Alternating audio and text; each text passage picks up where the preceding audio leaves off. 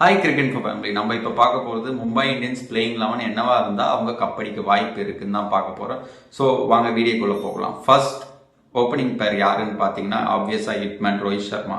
So அவர் வந்து போன சீசன் வேறு சிஎஸ்கே எதிராக 100 கூட அடித்தார்.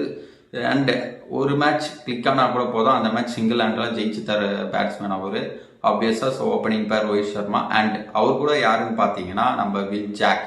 எஸ், ஆர்சிபி எப்படி விட்டாங்கன்னு தெரியல. மேபி வில்ஜாக்கை ஓப்பனராக கண்டிப்பாக யூஸ் பண்ணியிருந்துருக்கலாம். நம்ம ஃபேப் பிளேஸ்க்கு அவரை யூஸ் பண்ணியிருந்தான். பட் அவங்க எதனால விட்டாங்கன்னு தெரியல இப்போ வரைக்கும். ஓகே ஃபைன், வில்ஜாக் கண்டிப்பாக நான் one of the best batsman open பண்ணுறது. அதே சேம் ரோஹித்துக்கு சொன்ன மாதிரி தான். எஸ், இவருக்கும் ஒரு மேட்ச் கிளிக் ஆனால் கண்டிப்பாக நீங்கள் ஆர்சிபியில் பார்த்துருப்பீங்க. அந்த ஒரு மேட்ச் கிளிக் ஆனது எவ்வளோ ஸ்கோர் அடித்தாங்கன்ட்டு 100 இவர் அடித்தார். ஸோ அது மாதிரி தான் கைஸ், அது மாதிரி பிளே தான் T20க்கு தேவை கண்டிப்பாக. So Will Jack opening with Rohit is the best combination என்னை பொறுத்த வரைக்கும். அண்ட் தென் ஒன் டவுன் ஆப்வியஸாக சூரியகுமார் யாதவ். அண்ட் நான் இந்த என்னோட பிளேயிங் 11ல் யார் கேப்டனாக இருக்கணும் பார்த்தீங்கன்னா சூரியகுமார் யாதவ் தான் கேப்டனாக இருக்கணுன்ற. ஏன்னா அவர் தான் இந்தியன் டீம் கேப்டன் பண்ணியிருக்காரு. ஸோ ஆப்வியஸாக மும்பை இந்தியன்ஸ்க்கும் அவர் தான் பண்ணால் நல்லா இருக்கும். ஸோ ஓகே பார்ப்போம். சூரியகுமார் அண்ட் ஹார்திக் பாண்டியாவும் பண்ணலாம், ஒன்றும் பிரச்சனை இல்லை. இந்தியன் டீமுக்கு அவர் சூரியகுமார் பண்ணுறதுனால தான் நான் சொல்கிறேன். ஓகே, தென் ஃபோர்த்தில் யார் பார்த்தீங்கன்னா நம்ம Tilak Varma, one of the best middle order batsman இப்போ இருக்க இதில் பார்த்தீங்கன்னா கரண்ட் டீமில் பார்த்தீங்கன்னா. ஸோ ஆப்வியஸாக அதனால தான் ரீட்டைனும் பண்ணாங்க. கண்டிப்பாக நல்ல அவுட்புட் தருவார் நம்புகிறேன். அவர் கண்டிப்பாக ஸ்டெபிலைஸ் பண்ணுவாருங்க. இதுக்கு முன்னாடி மேட்ச்லாம் அப்படி தான் பண்ணியிருக்காரு.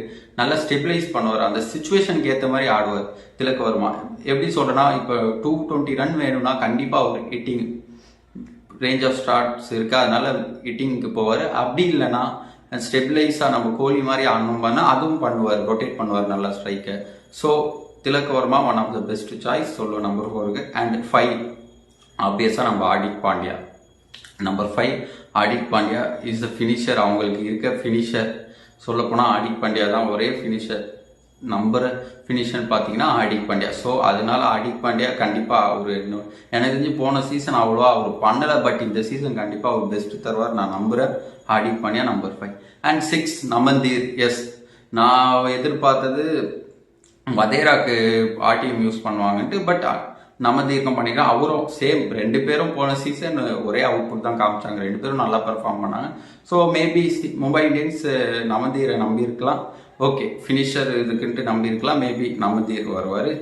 தென் அதுக்கப்புறம் பார்த்தீங்கன்னா விக்கெட் கீப்பர். மும்பை இந்தியன்ஸ்க்கு இவர் தான் விக்கெட் கீப்பர் இருப்பார். ஜார்க்கண்ட் பிளேயர் ராபின் மின்ஸ். ஸோ அவர் வந்து ராபின் மின்ஸ், எஸ், நான் நல்ல ஹிட்டிங் பேட்ஸ்மேன் தான். பட் என்ன ஒரு பிரச்சனைனா அவர் விக்கெட் கீப்பர் ஓகே நல்லா பண்ணுவார்.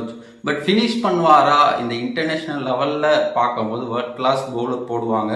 அப்படி இருக்கும்போது லைக் நட்ராஜன் அது மாதிரி பவுலர்லாம் போடும்போது ஃபினிஷ் பண்ணுவாரான்னு இருக்கும்போது ஒரு கேள்விக்குறி இருக்குது.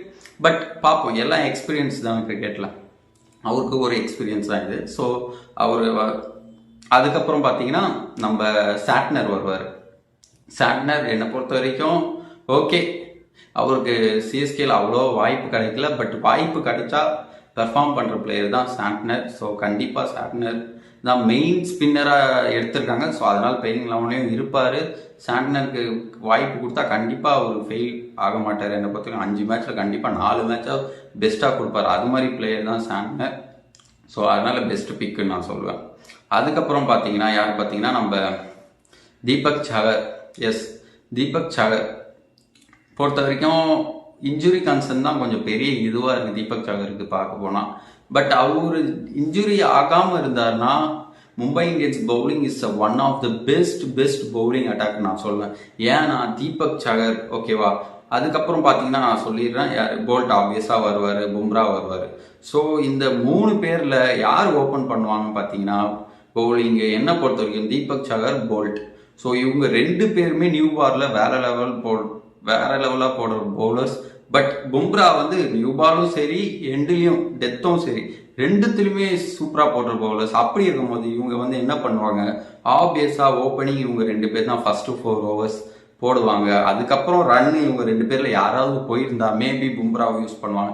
சப்போஸ் 2 பேருமே நல்லா பவுலிங் போட்டாங்க வச்சுக்கோங்க, பும்ராவை கடைசியாக ஆஃப்டர் 10 ஓவருக்கு அப்புறம் கொண்டு வரதா தான் இவங்க பிளான் இருக்கும்.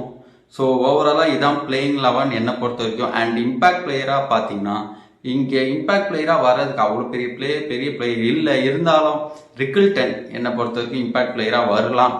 ஏன்னா அவர் வந்து கன்சிஸ்டண்ட்டாக ஆடுற பிளேயர் கிடையாது. பட் ஹிட்டிங் பண்ணுவாரா பார்த்தீங்கன்னா எஸ், 6 ஹிட்டிங் எபிலிட்டி அவருக்கு இருக்குது. ஸோ அதனால என்னன்னா ரிக்கில்டன் வந்து ஒரு 10 balls 20 runs, 5 balls 15 runs அது மாதிரி ஆட வாய்ப்பு இருக்குன்னும் போது அவரை எனக்கு தெரிஞ்சு இம்பேக்ட் பிளேயராக கொண்டு வரலாம். ஸோ இதுதான் கைஸ் மும்பை இந்தியன்ஸ் பிளேயிங் 11 இருக்கும். மோஸ்ட் ப்ராபப்ளி இருந்தால் நல்லா இருக்கும் நான் ஃபீல் பண்ணுறேன். அண்ட் இவங்களுக்கு நான் தர ரேட்டிங் லைக் சிஎஸ்கே ஆர்சிபிக்கெலாம் நம்ம கொடுத்துருக்கோம் ரேட்டிங் ப்ரீவியஸ் வீடியோவில் பார்த்தா தெரியும் உங்களுக்கு. ஸோ இவங்களுக்கு மும்பை இந்தியன்ஸ்க்கு தர ரேட்டிங் என்ன பொறுத்த வரைக்கும் பார்த்தீங்கன்னா 80/100. பிகாஸ் நீங்கள் நினைக்கலாம் ஏன்டா மும்பை இந்தியன்ஸ் மட்டும் அதிகமாக தரேன்ட்டு. பிகாஸ் நான் என்ன சொல்கிறேன், அவங்க ரீட்டைன் பண்ணதே எல்லாருமே கேப்டன்சி பிளேயர் தான். எல்லாருமே அந்த 5 பேர் ரீட்டைன் பண்ணவங்க எல்லாருமே captaincy material. Even Tilak Varma கூட இப்போ கேப்டன் பண்ணியிருக்காருங்க, ஏதோ கேம் இப்போ ரீசெண்டாக கேப்டன் பண்ணாரு. ஸோ 5 பேரும் சொல்ல போனால் நல்ல இந்தியன் டீமுக்கு ஆடுற பிளேயர்ஸுன்றனால அங்கேயே பாதி ரேட்டிங் அதிகமாக அவங்களுக்கு வந்துருச்சு. தென் போல்ட்டு இதெல்லாம் சேர்க்க பார்க்கும்போது எங்கே இங்கே இவங்களுக்கு கொஞ்சம் ப்ராப்ளம்னா அந்த ஃபினிஷிங் இதில் மேபி இப்போ ஹார்திக் பாண்டியா அவங்கெல்லாம் ஃபெயில் ஆனாங்கன்னா, சூரியகுமார் அப்படி எல்லாரும் விக்கெட் முன்னாடியே கொடுத்துட்டாங்கன்னா அந்த ஃபினிஷிங் லைனில் கொஞ்சம் கஷ்டப்படுவாங்க. ஸோ அவ்வளோதான் தவிர மித்தபடி அதனால தான் நான் அந்த 100க்கு 80 கொடுத்தேன். அந்த 20 மார்க் ரெடியூஸ் பண்ணதும் அதனால தான். So one of the best team நான் சொல்லுவேன் இந்த ஐபிஎல்ல. ஆப்வியஸாக இவங்க வந்து டாப் 3 வர்றதுக்கு வாய்ப்பு இருக்குது. Let's see.